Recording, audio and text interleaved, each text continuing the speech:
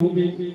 मैया बोली मेरा लाल थोड़े है, वह सब आपकी लाल है, आप आशीर्वाद देते भयो है, अच्छा है, खूब लाला को आशीर्वाद दियो और याकू जी आशीर्वाद करो कि चिरंजीवी होए।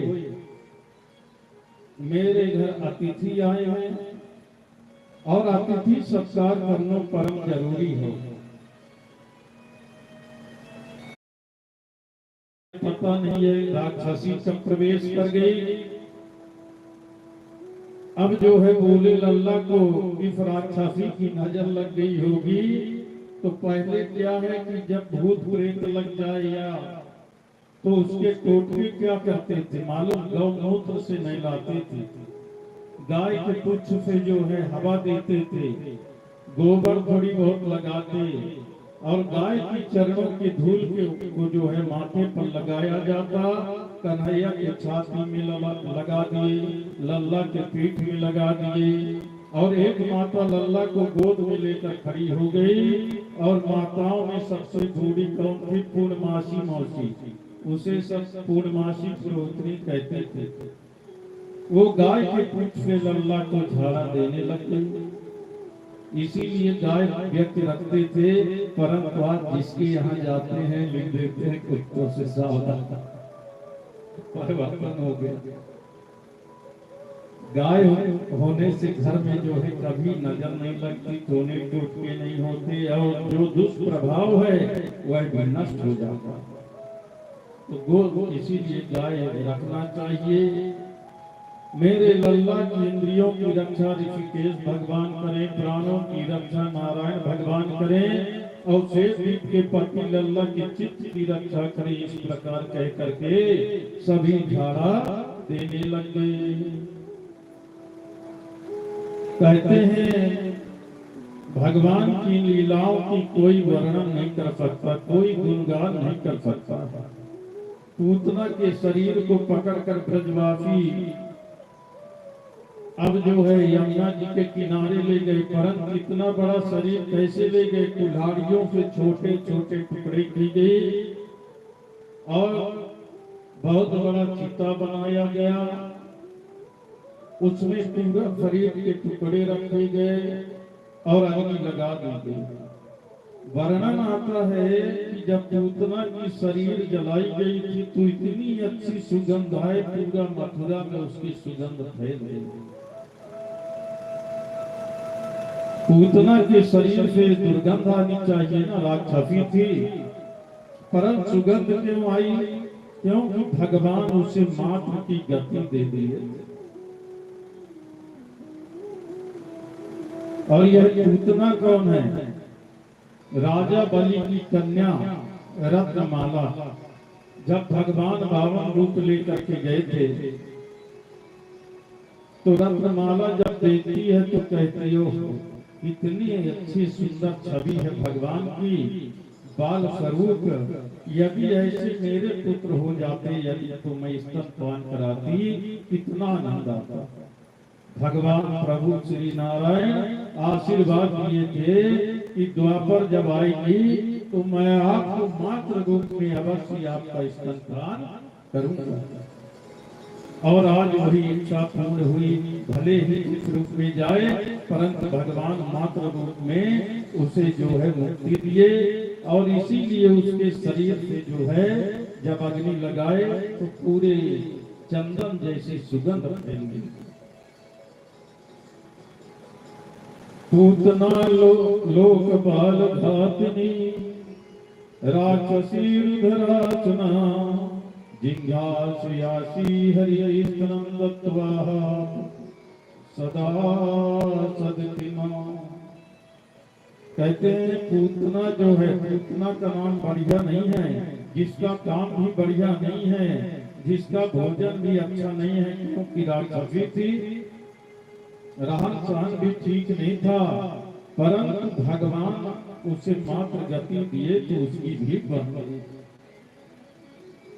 अब जो है लल्ला जब 6 महीने के हुए तो शक्रासुर आ गया और शक्रासुर इनको जो है ले गया और मारने की व्यवस्था करने लग गया। गोविंद ने उसका भी उद्धार कर दिया शक्तासुर का। अब जो है भोले बाबा कहते हैं ना, हर जन्म में भगवान के जब भी अवतरित होते हैं भोले बाबा पहुंचते हैं दर्शन करने के लिए। कैलाश पर्वत से गोविंद के दर्शन के लिए गोकुल की ओर आए। कितना भी शिव जी भेष बदल लें, कितना भी शरीर परिवर्तित कर लें, लेकिन भोले बाबा के पास तो जो गले में सांप रहता है वही नहीं छूटता, उससे जो है गड़बड़ हो जाती है। भेष तो बदला है उन्होंने और अपना नाम भी बदल दिया। क्या नाम रखा करके गए थे?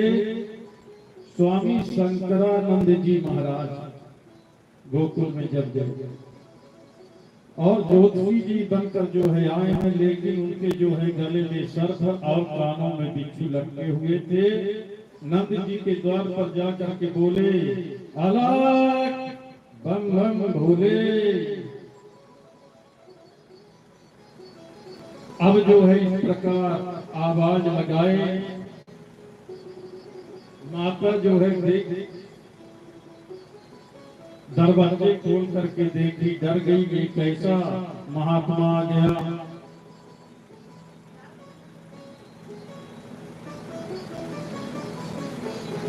और जब भगवान भोले जाते हैं कैसा होता?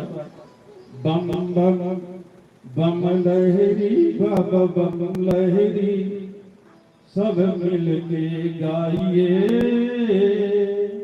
अकर बम बम लहरी, अकर बम बम लहरी।